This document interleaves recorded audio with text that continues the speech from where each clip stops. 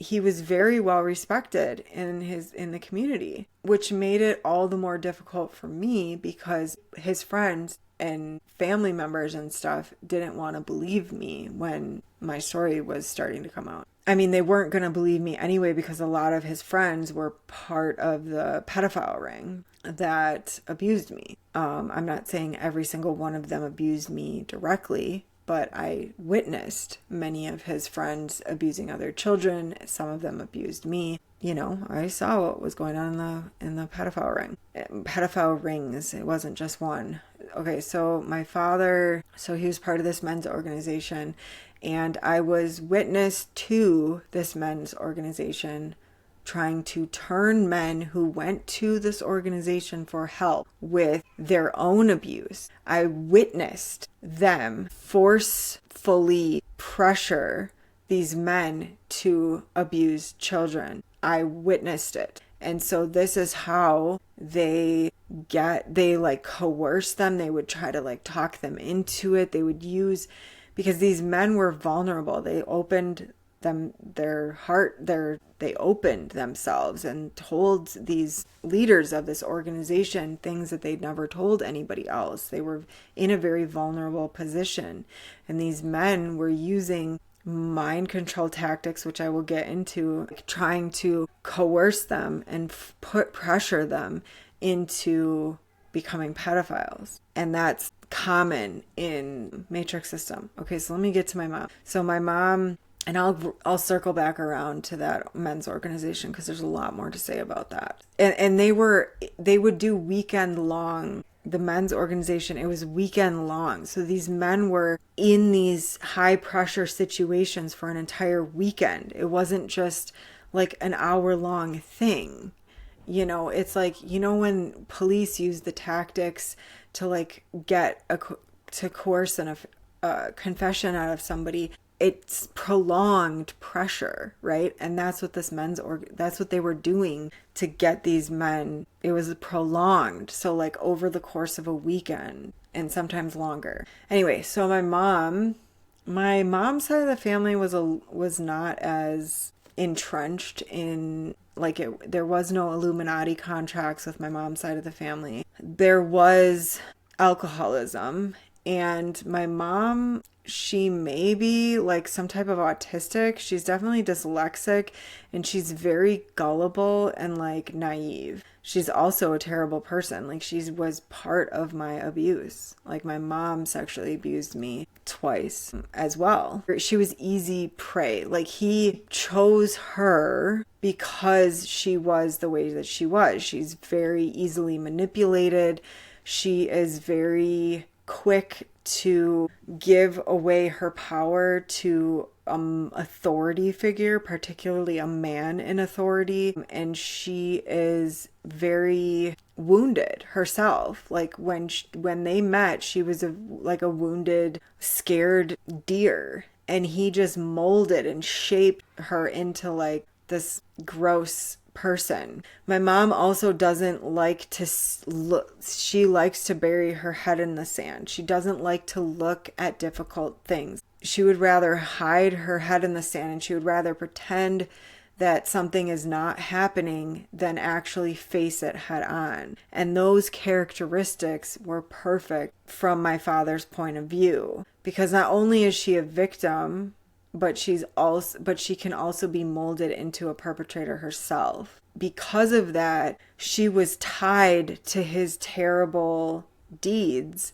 And so she had to go along with what he was saying and what he was doing from her perspective. I'm not excusing either of their behavior by any stretch of the imagination, but I'm just giving the facts. My mom was also very depressed. Like he really fucked with her mind. She wasn't mentally stable at all through my childhood. I remember often trying to comfort her when she had bouts of depression. Like she would be in a dark room just like crying to herself.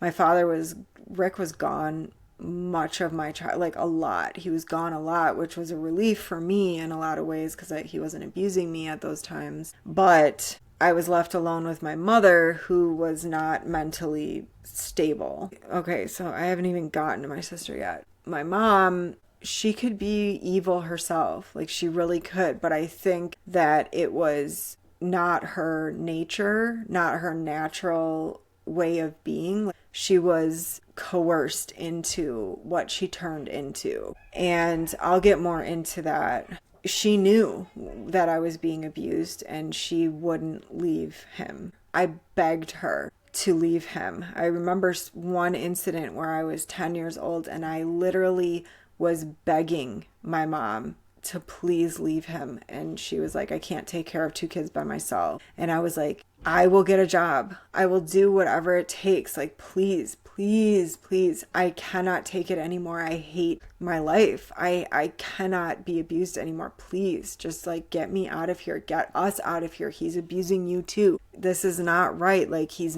mentally abusing you. And she just looked at me and was like, I won't leave him. Like, I can't. So she basically condoned my abuse because she sacrificed me. She sacrificed me. So my sister, I have not spoken publicly about this aspect. Part of the imprisonment was just who they surrounded me with. It was enemies. It was people that wanted me dead or wanted me to suffer. And my sister was one of them. Now, my sister, initially, my sister was part of my soul group. She was part of my people.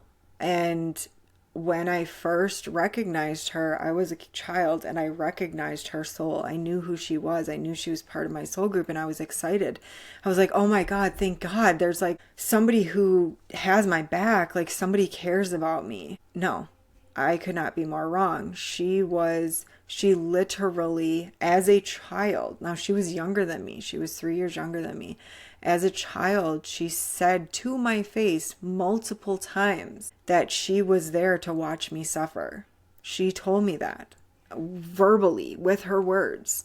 And for the longest fucking time, I couldn't figure out why and why she was doing that to me. Like, she was supposed to be she was like my sister on the soul level. Like, she was supposed to be my family. And I was so relieved when she was born. And I was so excited because I was like, oh my God, finally the light, somebody who cares about me, somebody who has my back. And I couldn't have been more wrong. She literally incarnated to watch me suffer. And I will get into why that is. There's a whole reason behind it, but I didn't know at the time why. I could not figure out why. And it was so confusing. And all I could think was that she was being brainwashed. And so I had sympathy and I tried to protect her and I tried to like wake her the fuck up. But she was already woken up. That it has taken me this long. It has taken me 40 years to finally come to the understanding. And my guides have been trying to get this through my head. Like, she's not your friend. She's not your family. She hates you. She doesn't have your back. And my guides have been trying to tell me that for a long time. And I refuse to believe it. And I refuse to admit that this person who I loved, it's not only the bond that I had with her in this incarnation. It was multiple incarnations. I thought she was my ride or die. Like, I thought that we had each other's backs. That was one of the worst parts of the imprisonment, was she was there. Somebody that I loved and cherished told me with her own mouth, she was there to watch my suffering. She was there to watch me be tortured. Those words came out of her mouth as a child to me. The imprisonment was so many different aspects of it. And not only that, I have had a hell of a time breaking like the chains of my imprisonment because I had a hard time loving myself and loving my body, because my body, this physical form, was part of my imprisonment. And not only that, it was created by the two people who abused me the worst, my mother and father. And I look like my father and my mother, but like more so my father. Until the last year or so, I hated my body. I didn't hate myself. There was levels of self-loathing and self-hatred that I went through, but it was more so this physical form. I understand now that I've come this far through my healing process. I understand now that it was the hatred of my physical form that was the most of the loathing. And the thing that was so upsetting to me was that I've always been a very physical person. Like, I love to run, I love to climb trees, I love to play sports. I'm very coordinated, and I love the physicality of being in this body. And because of the torture, I grew to hate this body. It severed that joy from me. It severed the joy of my physical form from me. That was only a small portion of the prison that I was in. So I was born into these circumstances, and I was the oldest one, and it was just me and my sister. My sister also witnessed my abuse. My mom witnessed my abuse. Like I said, she was also a part of my abuse, but my sister witnessed my abuse as a child, and she was glad it was happening to me. She was happy that I was being tortured. I was abused from the moment I took my first breath, basically. My father was, some people would call it grooming. I mean, he started abusing me immediately after birth. So when he would change my diaper, he was like sexually abusing me as a baby. The irony of my birth was that when I was born, the nurses told my parents that I was the loudest baby they had ever heard. Like, I came out screaming bloody murder. Yeah, I wonder why.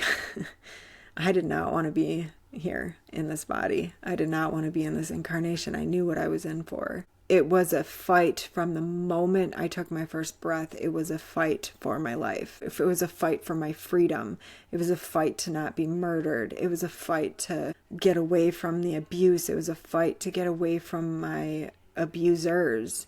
Like, it's taken me 40 years to finally get away from all of my abusers. I got away from my parents long ago. My father was the first one. I got away from him when I was, 20 years ago. My mom, it took a long time to get away from everybody.